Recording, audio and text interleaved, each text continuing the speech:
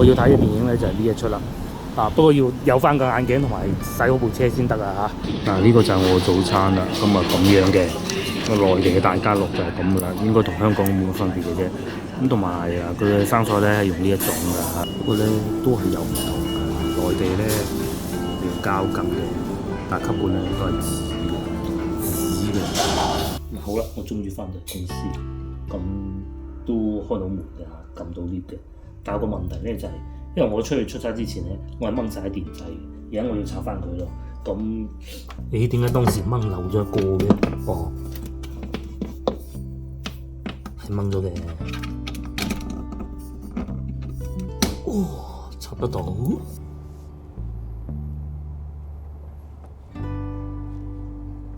Hello， 早晨各位觀眾，又嚟到星期一啦。咁眾所周知，今日咧有幾件事情要做嘅。首先第一個咧就要去幫夫人攞眼鏡同埋擺低我副眼鏡去整啦嚇。咁第二個咧就係、我發現屋企嗰副備用眼鏡唔知去咗邊，咁啊只能係擺低副眼鏡俾阿師傅整，然之後我隔離快餐店坐住等咯嚇，只能係咁啦。咪好快嘅，佢個零兩個鐘就搞掂，玩下手機咁，時間就過㗎啦。咁啊，第二件事情咧，仲我要去洗車，因為喺外邊翻嚟咧，行過咁長時間高速公路咧，架車前邊會有嗰啲蟲膠或者啲蟲撞咗上去咧，嗰啲屍體啊。咁所以咧就要去洗車，如果唔係佢長期黐住就唔好嘅，加之塊玻璃都污糟啦。咁啊，要大洗嗰種就唔係小洗嗰種啊。咁再嚟咧就係琴日咧俾一個朋友挑起我條筋，就要去睇電影，就係呢個叫做飯店啊，係啊，即係嗰個中東飯店嗰個電影叫做好好吃飯啊，叫咩啊？我真係唔係好記得啦。龍餐館係啦，龍餐館，歡迎來到龍餐館係啦。咁一個好沉重嘅話題，但係用詼諧嘅形式嚟包裝㗎啦，黑色喜劇啦，唔知算唔算啊？未睇啊。咁啊就做呢三件事情啦。咁我而家咧就先要揸架車翻去公司擺低先，因為洗車嗰度咧未有咁早開門，加之我都要食早餐，我就會揸翻去楊濤廣場擺低食個早餐，等到夠8點半啦，咁啊揸架車過去洗。咁咧偏偏咧眼鏡鋪咧9點半先開門嘅喎，咁啲時間走得唔係好啱啊！咁啊仲要咧洗就擺低咗架車咧，同埋整眼鏡咧，啲時間又走得唔啱。哎呀唔知係到時再講。我只能就係等整好眼鏡先至去攞車咁咯。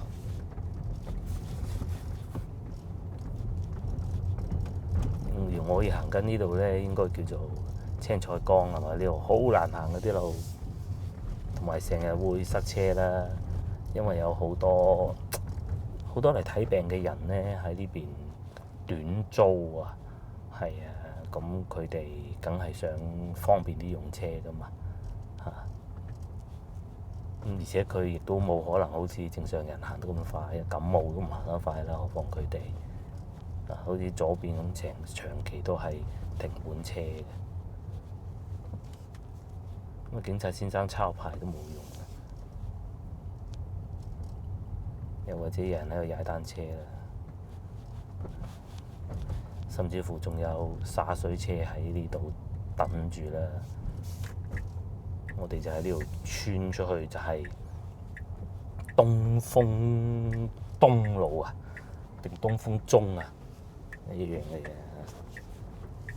咁啊嚟到呢度啦。咁啊喺前邊咧，琴日我哋都經過嘅廣州市第8人民醫院啊，而家會變成正骨醫院啦。同埋咧，因為有好多人過去對面睇病，對面停車唔方便啊，會將啲病人擺喺呢邊喎。咁最尾嘅結果係點咧？就好多人喺度橫過馬路㗎，係啊，唔睇燈㗎，因為睇燈都冇用嘅，甚至乎推住輪椅，因為佢要上去上邊。咁樣過天橋啊嘛，不過咧，我而家講緊嗰個醫院咧係全華南啊，甚至全中國都係數一數二嘅腫瘤醫院，即係如果呢度搞唔掂都，係唔講啊呢啲，我哋繼續行啦。咁喺前邊咧往右轉過去咧就係建設六馬路啊，仲喺度修建中啊。嗰條吊臂長到咁凄涼嘅喎，聽講話年底就要整好，但係又未接駁到過去淘金嘅喎，係啊。咁佢又圍住啲水馬，但係又走咗一半出嚟咁樣樣。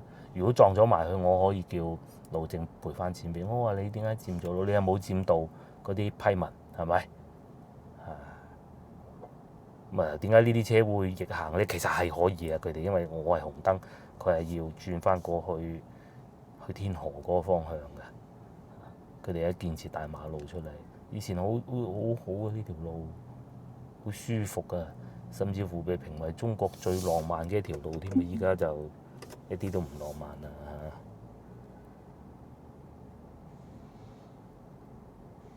另外咧，好耐之前有觀眾問過。如果 book 酒店住北酒店，即係前邊嗰個好唔好？哇！你真係唔好搞啊，係唔好搞呢啲啊！你點住啊？你對住笪工地喎。嗱，至於呢度啊，係咪走咗半出嚟啊？我咪可以去路政路攞翻錢。如果撞咗埋嘅話，咁啊好啦，前邊因為有部隊啊，唔錄影住啦，過咗先。咁嚟到呢度咧，如果往左邊一路行咧就去東風西啊嗰啲咯，咩西村西場啊嗰啲咯。咁如果喺右邊咧就上東濠涌嘅，我過海珠區唔塞車，其實行呢度好快嘅，我通常都會塞車嘅。咁我就梗係唔係過海珠區啦，我行呢邊。我再嚟咧，前邊就係夫人經常講，以前廣州啊嗰啲寫字樓集中地，連咩天河啊，咩環市路啊都未有嗰啲咧，咁呢度都有嘅。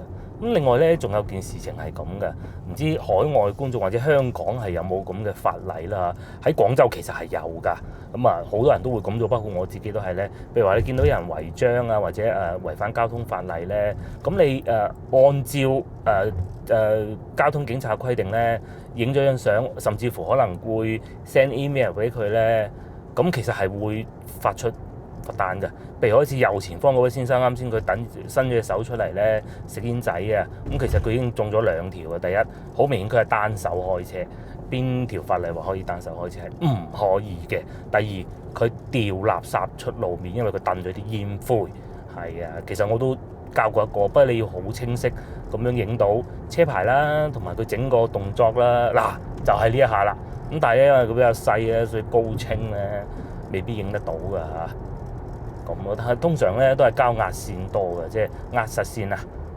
係啦，咁啊好，講完呢個話題咧，繼續往前行咧，右前方啊，省人民政府以及中山紀念堂啦。我再去咧就盤福立交，咁我哋就唔上盤福立交嘅，我哋就去過去流花湖公園轉過去咁咯。我通常揸呢啲車咧都係的司機嚟嘅，即係點講咧？又唔好講話咩公民責任咁高境界啦嚇。喂，大佬，如果撞着我坐部車聞到司機煙味，我都會撳個掣有煙味，其他我都接受到㗎。喂，大佬，即係辛苦戒咗佢啦，唔該。其實真係冇乜益㗎咋，係咪？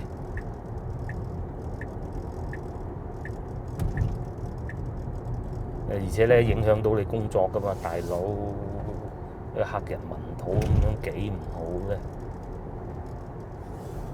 喺呢度咧，我哋就入翻去喺右邊啊，其實就係廣州醫學院啊，係啦。咁佢學校就唔算話勁到好交關，但係咧其實佢嘅醫院就好勁嘅。嗱，咁仲有呢部車咧，哇！新疆開到嚟啊，真係叻喎嚇！新疆開到嚟，哎呦！我唔知點樣開得到去新疆。咧特斯拉出咗嚟之後咧，即係又或者講有電車呢樣東西咧出咗嚟之後咧，其實係有幻想過開車喺新疆。不過咧自己嗱開過咁多地方，我都算係多多少少有啲經驗㗎啦嚇。都開過咁多地方，新疆真係唔得嘅。你叉電點叉咧？而家我哋去呢幾個地方咧，其實叉電咧都係有好多選項㗎。係啊，而且去到都唔會話冇得叉，極少見到嚇。即係就算真係冇都好啦，換個地方都有。好似上次咁樣喺高速服務區嗰度，其實等一等都有㗎啦。咁但係新疆就難講啦，揸4個鐘頭冇得叉電咁就好睇。係啊，今日嘅影片都係咁樣㗎啦，冇話一個好大嘅主題，都係記錄下我啲日常㗎咋嚇。我哋喺呢度過去，咁喺右邊咧就係流花湖公園，我哋會叫流花湖，唔係叫流花湖㗎。咁同埋呢度整一個過湖嘅隧道，整咗好多年㗎啦，好多年㗎啦，20年都嚟緊頭㗎啦。總之就係個女仲喺阿媽個肚嗰度已經開始整㗎啦，係啊，立項嗰啲都唔計啦。我老婆仲係小朋友嘅時候就已經講話呢度會整一個過湖嘅隧道，咁你諗下幾恐怖？整到而家應該唔知明年整好未啦。我哋喺呢度轉左，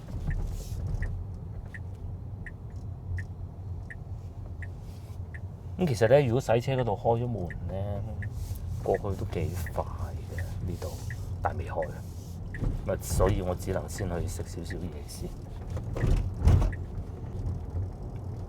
朝頭早開車都算舒服㗎啦，我終於返到嚟康和路啦。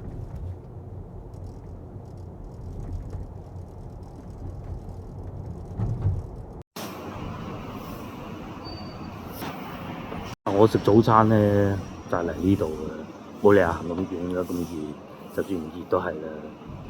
就喺呢度，裏邊都多人㗎。呢個咧就我早餐28蚊。凍檸樂太陽蛋公仔麵，咁而家咧差唔多8點啊，我係可以食到8點半，因為洗車咧其實8點半開工嘅，8點9左右去到，咁都 OK 嘅。其實正式係9點先至做嘢，咁半個鐘頭慢慢坐下。大家又覺得呢個價錢貴唔貴？我偶爾會飲下凍檸茶嘅。呢個就係我早餐啦，咁咁樣嘅。內地嘅大家樂就係咁噶啦，應該同香港冇乜分別嘅啫。咁同埋佢嘅生菜咧係用呢一種㗎嚇，咁都算係咁啦。但係咧佢即係呢種生菜咧，其實幾容易煮得太耐咧，就變成好似炒晒咁咯。仲有個蛋，同埋2件薄薄嘅餐肉。另外仲有呢個先至係重點啊！不過咧都係有唔同㗎，內地咧用膠羹嘅，但吸管咧都係紙嘅。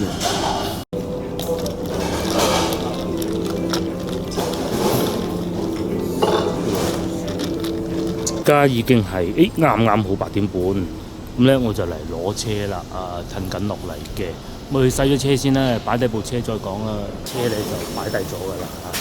咁我而家就去配眼鏡，咁睇下用咩交通工具會比較方便啦。我都唔知啊，行路、踩單車、巴士咧。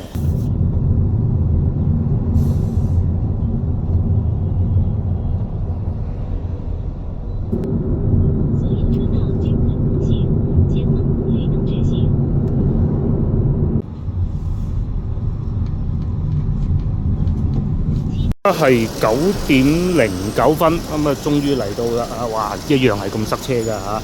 咁睇嚟真係我擺低副眼鏡咧，我都係行路翻去公司好鬼近嘅。咁至於呢度咧，一樣係咁多人嘅，永遠都咁多人嘅。咁好啦，已經擺低咗副眼鏡啦，咁你都睇唔到㗎啦嚇。打車都睇唔到嘅車牌嘅。咁我去坐巴士，坐電車應該睇到嘅。錯路啦，其實我應該先後行翻前少少坐車嘅。咁我都行過嚟呢度啦，前邊咪就係公司啦，都應該唔使再坐巴士啦吧嚇，係嘅。應該唔使嘅。咁啊，情況冇我想象中咁差嘅，即係我講認路啊，起碼我都見到條路同埋條線嘅。OK，咁啊翻公司打機啊，一路打機打到阿老闆娘通知我為止嘅啦。話呢條路咧，如果唔係行咗咁多次咧，我都搞唔掂啊！雖然未至於，但係咧亦都可以感受一下咧視障人士嘅感受啊！仲有我要睇嘅電影咧就係呢一出啦。不過要有翻個眼鏡同埋洗好部車先得啊嚇！呢個男藝人啊，唔係藝人啊，演員啊。咁如果真係要坐巴士咧，就喺呢度坐咯，咁冇理由啦，坐前邊兜個圈就到啦，冇必要嚇。咁其實個眼鏡城咧真係好近嘅啫。嗱，好似我呢啲眼鏡都冇埋啦，咁大概都估得到喺邊度嘅。喺前少少就係地鐵站，西門口站啊。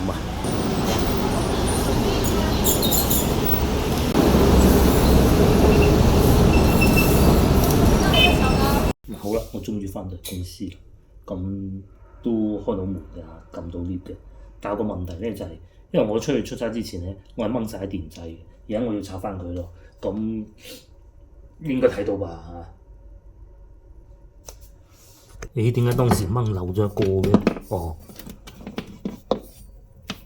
係掹咗嘅。哦，插得到？呢個應該係寫呢度啩？仲有呢個斷估係呢度吧？呢個係兩腳個，啱啊！哇！呢啲咧，就算有眼鏡咧，都未必對得準。弊！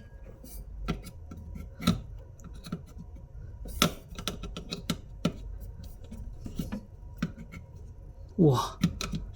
好有難度啊！唔好理佢住，插埋呢啲先。呢個係個插電嘅，哇！玩雜技一樣啊！呢個得啦，呢個移翻過嚟啦，應該插齊啦吧？唔係喎，仲有個上網喎，哎呀，仲有個上網，應該齊啦吧？咦？咁但係點解仲有吉位嘅？死啦！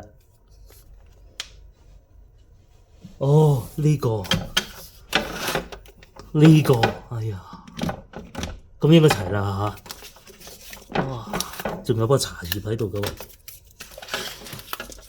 唔係喎，仲有一個嘅。哦，呢個唔關事嘅，呢個唔關事嘅，齊啦嗬！大家幫我望下。咁好啦，終於搞掂啦，然之後打機，等天光，等下老闆娘 send message 住嚟，哎呀！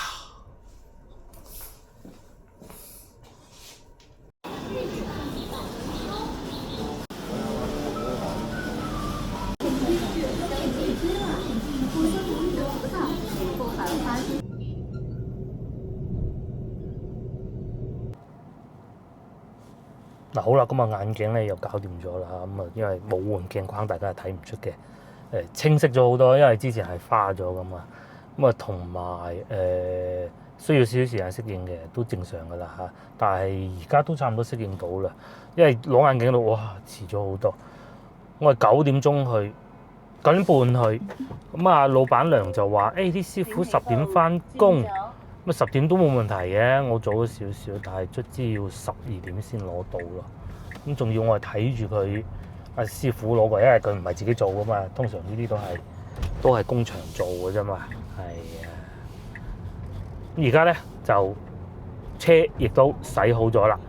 咁洗好咗之後咧，而家咧我就去電影院，因為我咧其實就已經買咗飛㗎啦。就買咗喺悅匯城嗰度，順便去悅匯城食嘢啦嚇。因為嗰度停車，一來嗰度停車唔貴嘅，同埋咧佢其實唔係好多人睇嘅嗰個電影院。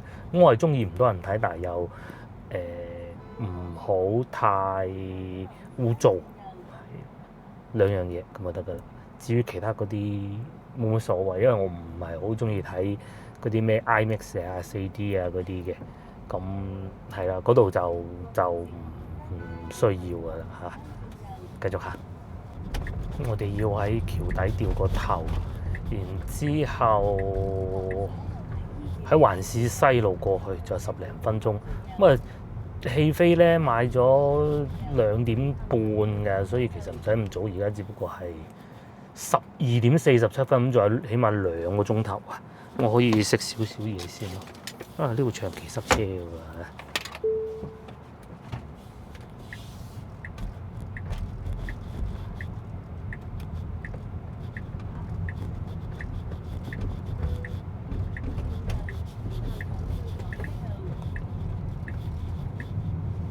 要喺呢度掉頭嘅，去西長立交，因為嗰度咧就走鬼咗上邊㗎啦。嗱，同收工時間比咧，呢度而家呢個時段就梗係少車㗎啦，車流量就不大嘅。一鏡頭右邊就西長立交又封住嚟整，唔通又有工程，又有線路？唔知啊嚇。唔知我哋就行呢條路轉過去環市西路咁過去咯。平時傍晚呢度塞到喊啊！好，咁啊，終於嚟到啦，悅匯城。我哋落地下停車場啊，呢度停車好似免費好長時間嘅，我唔係好記得啦。同埋睇電影好似有贈送嘅，係要轉左。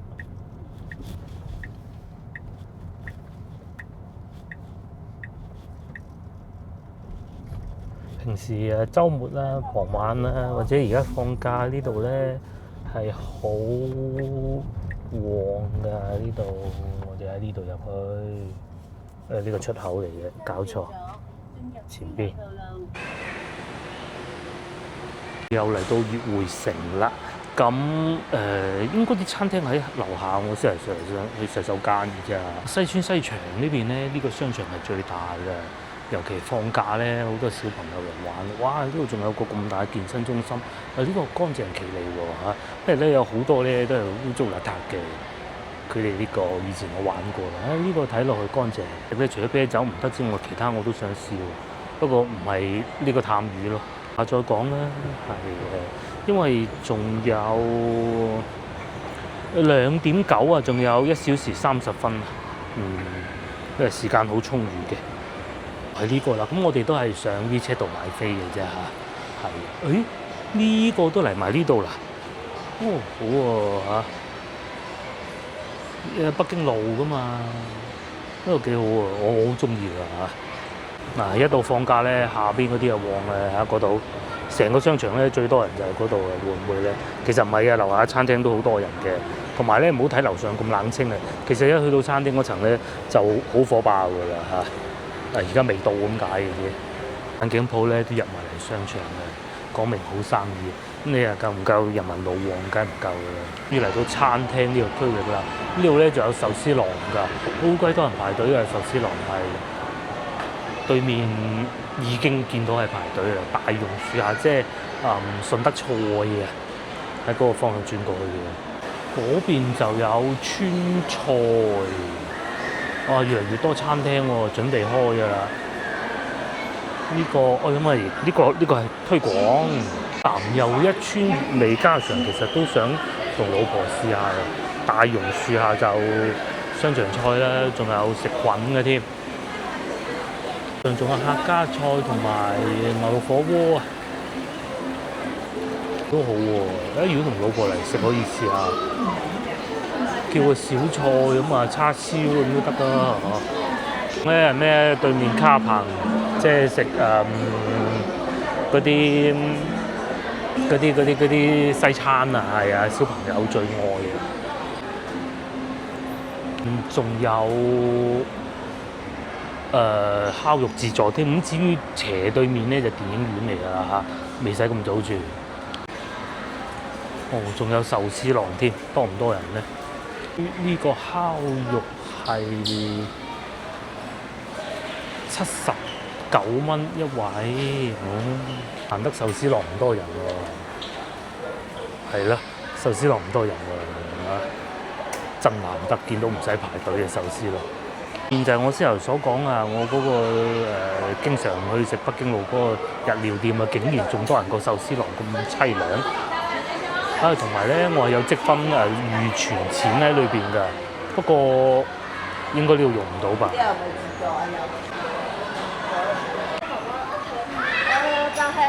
呢個咧其實幾好食㗎，真係佢哋嘅出品。咁斜對面仲有拉麵咯，我哋食拉麵算啦，簡簡單單。呢個秦哥哥長安味道，哇！但係好似冇乜人咁喎，同以前比起身爭好遠喎。呢度啊，爭好遠喎，同以前比，不過人少少都好啊，食呢間啦。呢個咧就係職員姐姐推廣嘅，而家千年葫蘆雞菜叫廣州人食雞呢啲都係算啦，不過睇落去幾吸引啊，58蚊一份，佢應該淨係一個雞髀嚟嘅，做馬點餐嘅啦。食呢個肉夾饃要羊肉串食唔食就一回事啦。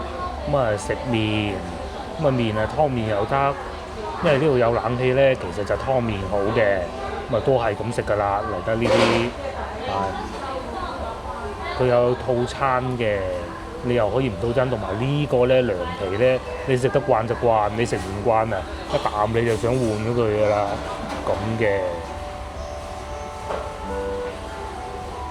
仲有羊扒添，咁係佢哋啲羊肉肯定係好食。京醬肉絲呢個係點咧？呢個咁自己包下包下咁嘅喎，都係算啦。都係食翻麵算啦，手工麵好簡單嘅啫，就係通常我咧就會叫牛肉麵，竟然係冇㗎啦已經，咁點辦咧？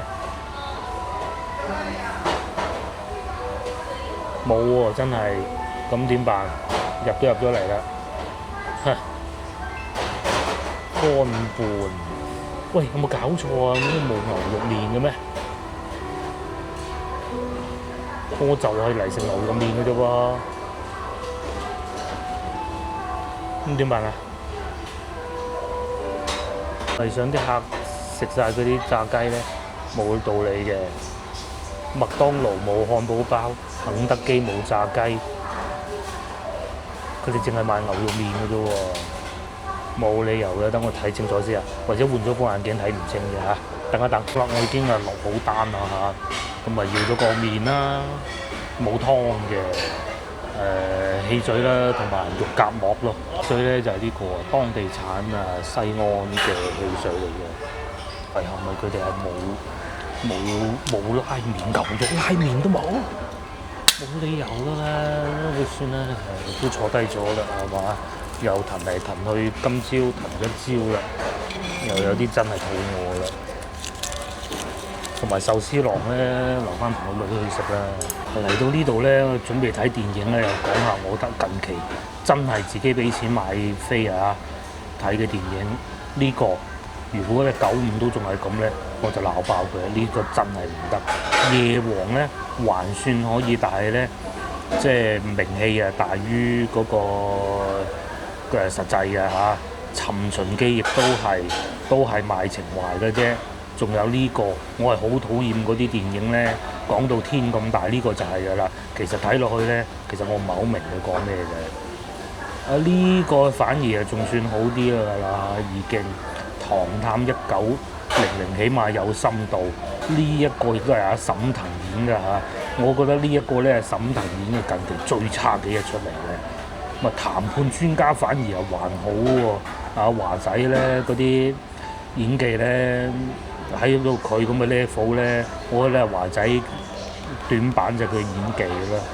咁啊仲有呢個九龍城寨打係咁打，其實都 OK 嘅，但係就淨係得個打咯。不過反而呢個好睇喎，還是覺得你最好。仲有啲咩啊？仲有《飛馳人生2》咧，都幾好睇嘅，係沈騰啊。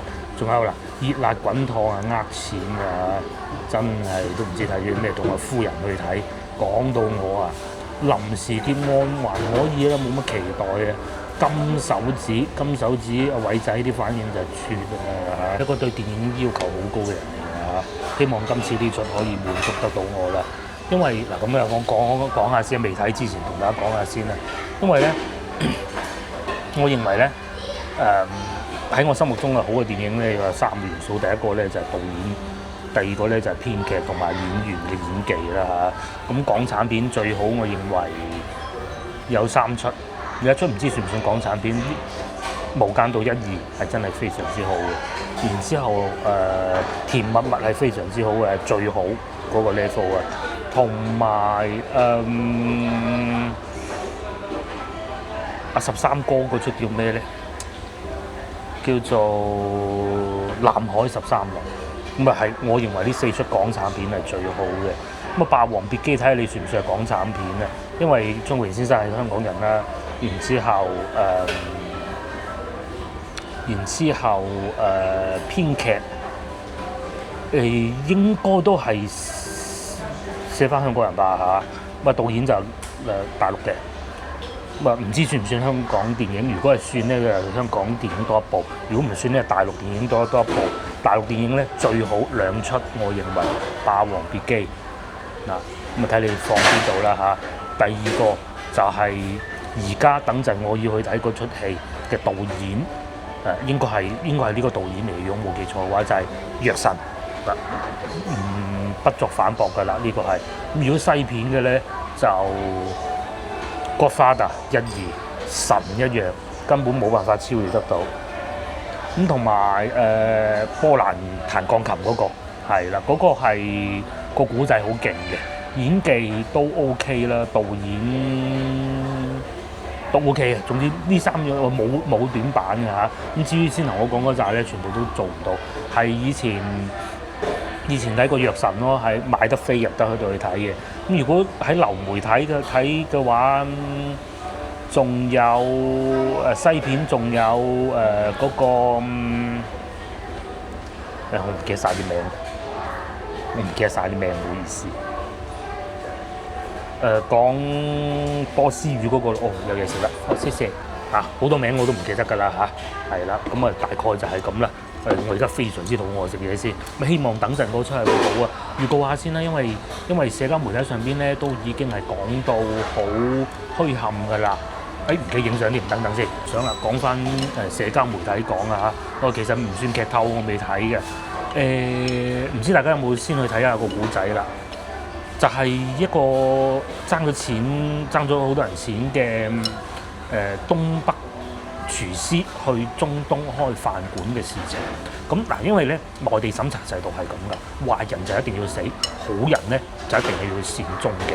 咁係有呢個邏輯，一定要咁運作㗎嚇，同埋唔可以講鬼係啦。咁冇辦法㗎，你唔可以攬到佢嘅。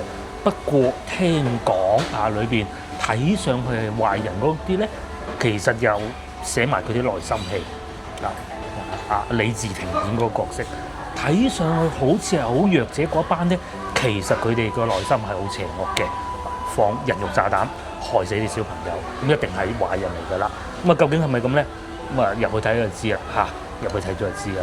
咁啊，當然亦都有啲影評就講到佢好不堪啦。咁啊，同埋咧，仲有我要喺度補多一句咧，阿嫲咧我係冇睇嘅，因為我睇過嗰啲演員演技咧。根本因為佢哋係素人啊，佢哋唔識演㗎，冇辦法㗎。你唔可以用阿爾柏仙奴嚟同佢比，根本都傻㗎。咁好明顯咧，嗰2個女演員嘅反應咧係同一個導演教出嚟，導演就叫佢望住右邊笑，咁就係同一個動作㗎啦。所以我係唔會去睇嘅，即使佢流媒體有咧，我都係唔會睇嘅，唔好意思啊。咁但係個劇本係好好咯，但係另外2樣嘢我覺得唔收貨㗎。咁至於今日呢出咧，沈騰嘅演技係 OK， 希望佢唔好。做憤怒嘅表情都係俾人覺得喺度會發笑嘅嚇，因為佢係一個好出色嘅喜劇演員嚟㗎。咁同埋導演雖然好後生，但係希望第一出唔係撞手神拍得咁好嚇，就係咁啦。咁我食埋嘢先。一句啊，我先頭講好嘅電影咧，都係比較久遠㗎啦，《無間道》已經算近嘅，《藥神》已經算近嘅啦。其實如果近期咧講係比較好睇電影，反而係子華神嘅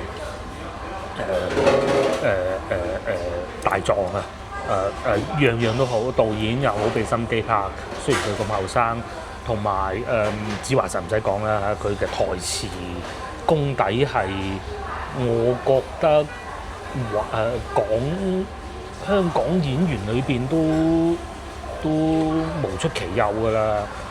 咁啊劇本亦都係非常之好㗎嚇，識唔識先？嗱呢個麵就咁啊，首先咧，唔好睇佢咁紅啊，其實唔係好辣嘅嚇。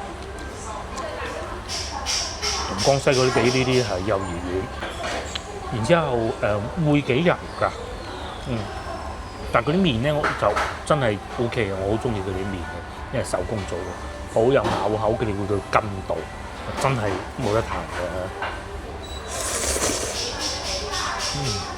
咁佢就落咗少少醋，幾好，中和翻。但係一定要有嗰個咯，嗰個先得嘅，係啊。不過咧冇冷氣，總之要食壽司啦。Hello，我又翻到嚟屋企停車場啦。冇點解冇喺嗰度講咧？講呢個觀後感咧，都幾 heavy 呢出電影。不過係我同先頭大家講，我睇嗰堆電影裏邊係最好嘅一出。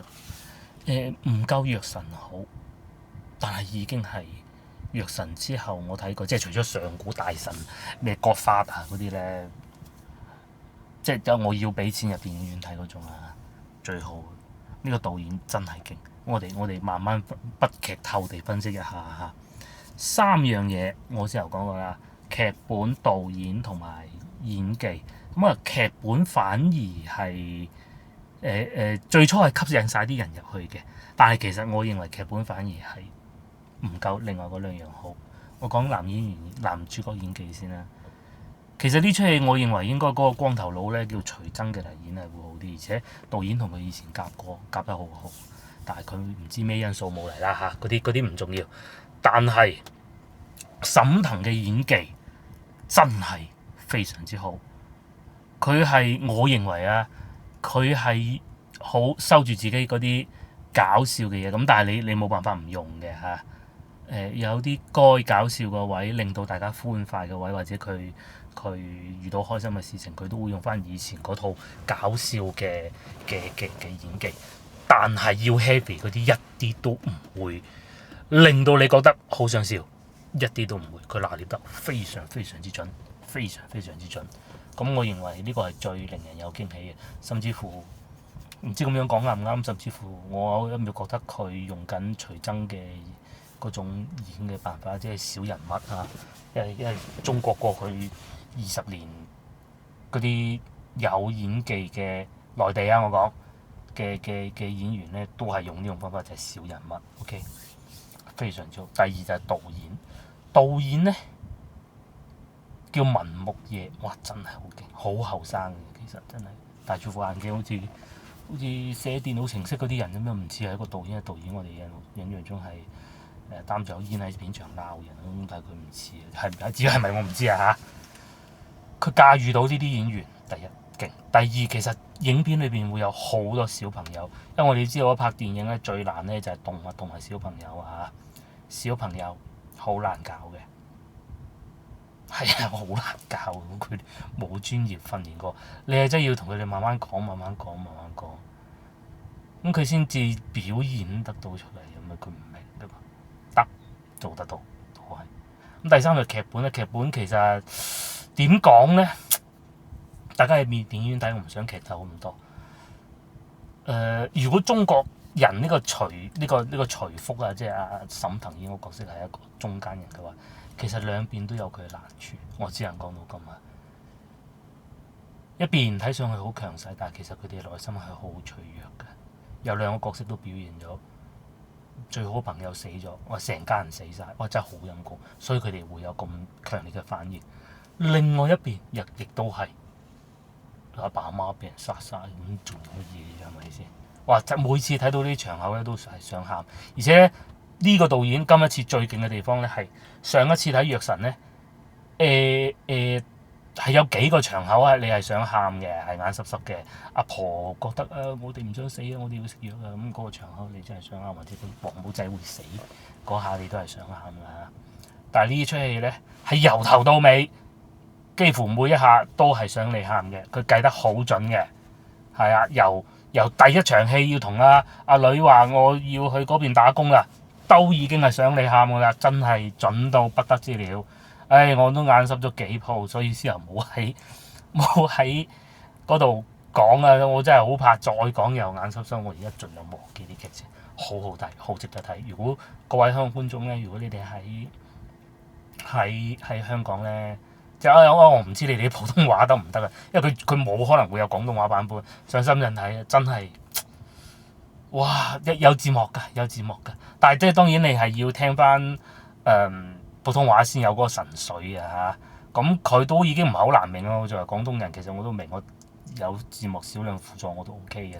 咁同埋最有驚喜咧，就係嗰個廣西仔啊，我哋叫廣西仔啦嚇。因為呢出戲咧其實2年前拍㗎，咁廣西仔啱好就係嗰個時候出頭，佢係會用一種好廣西口音去表現一個角色。其實如果呢出戲就一拍完就放咧，咁佢就爆啦。但係因為其實好多觀眾已經知道佢係咁樣一個表演嘅形式咧，其實喺今次呢度咧係輸蝕咗少少㗎。如果再早少少表現，咁就 very good 啦。咁之前藥神咧係跑出咗另外一個影帝，即係影帝級別㗎啦，即係冇頭髮，即係扮病人嗰個。我唔好意思，我唔知係咩名，上海人又係好好演技嘅。咁佢喺幾出戲都好好演技，譬如話演嗰個人去做詐騙嗰個江湖大佬咧，咩孤注一擲嗰個，佢好好演技，嗰個都係咁。上一出係跑出嗰個嘅，咁呢一出咧配角咧，希望係呢個廣西仔啦嚇，真係好好，大家有機會入去睇，同埋帶定啲紙巾啦，都幾 happy，因為你睇呢啲小朋友咁咧就，好傷心，真係眼濕濕。咁我睇完之後咧，你就要快脆下載翻呢個叫做流媒體優㗎，合法㗎嚇，我要講清楚先。就係沈騰呢出叫做令到內地觀眾認識佢嘅叫做夏洛特煩惱，睇翻咁你成個人就平復翻晒㗎啦嚇，咁就得啦，冇問題嘅咁咯。因為佢係一個好出色嘅演員，喜劇演員嚟嘅。佢喺我先頭講嗰3個影帝啦嚇，過去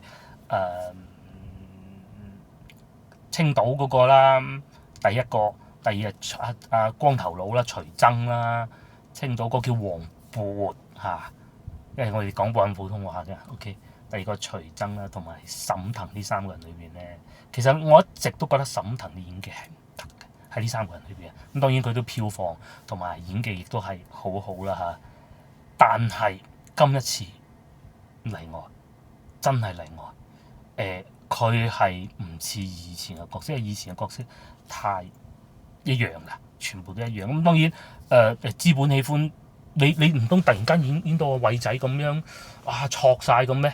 咁又唔得㗎噃。資本唔中意，資本就係要你咁樣樣，係嘛？冇辦法嘅，或者觀眾就係要你咁樣樣。但係今次係佢 keep 得住嗰種感覺，但係喺憤怒嘅時候，佢又可以憤怒，又演得出嗰種無奈，喺無奈嗰種夾縫裏邊求掙扎。即係我哋啲中國人出去外邊揾食，即係睇下以前阿 King Sir 殺奶熱波嘅中國人嗰啲咧，真係好艱難。你知大概就係咁上下角色，而且咧同上次藥神一樣啊，佢係有真人真事嘅故仔喺度㗎。喂，最尾同埋最勁嘅一樣嘢就係個導演，因為我之前講過咧，中國內地嘅審查制度就係壞人必須要死嘅，好人必須唔可以死。咁你冇辦法㗎嚇，你唔可以改變。佢有少少踩界，佢唔會好定義邊個係好人，邊個係壞人嚇。呢一樣係佢可能就係因為咁樣過審咗好耐都過審唔到嘅原因啦嚇。同埋佢李治廷呢個演員咧演嗰個角色咧，如果係用歐陽靖嚟演咁就更好啦。咁當然可能各種原因啦，我唔知啊，或者時間啊，或者人哋唔想啊。但係如果阿立青啊，大家應該知我講邊個立青咧，咁就更完美。不過可能立青矮嗰啲係咪？咁嗰啲英文絕對冇問題㗎啦。立青啲英文嗰啲，可能佢啲普通話差啲。李治廷啲普通話好得，哇真係好得，佢都演得好好。同埋另外一個成家人俾恐怖分子殺晒嗰個軍官，佢演得都好好嘅。雖然即係佢裏邊可能做出嘅事情唔係太好啦，好令人討厭啦。咁但係其實佢有佢嘅原因。每個人行到呢一日都係有原因，佢唔係因為咁樣而行到呢一步。呢個就係導演要講嘅，但係大家真係，小朋友好陰功，唔好講，再講慢十㗎啦。我剪頭髮咧，好似怪人咁啊！我要去剪頭髮啦。咁啊，下個環節見嚇，大家有機會去深圳睇。如果係香港觀眾，香港應該唔會上畫嘅，係啦，叫做徐福啊。龍餐館係啊，歡迎來到龍餐館，值得一睇，值得一睇，係唔好帶小朋友去睇啊，係。唔好帶小朋友去睇嚇，記住好好睇。我而家快啲睇翻《夏洛特煩惱》少量先嚇，坐一坐，平復下啲心情，如果唔係都太 heavy 啦。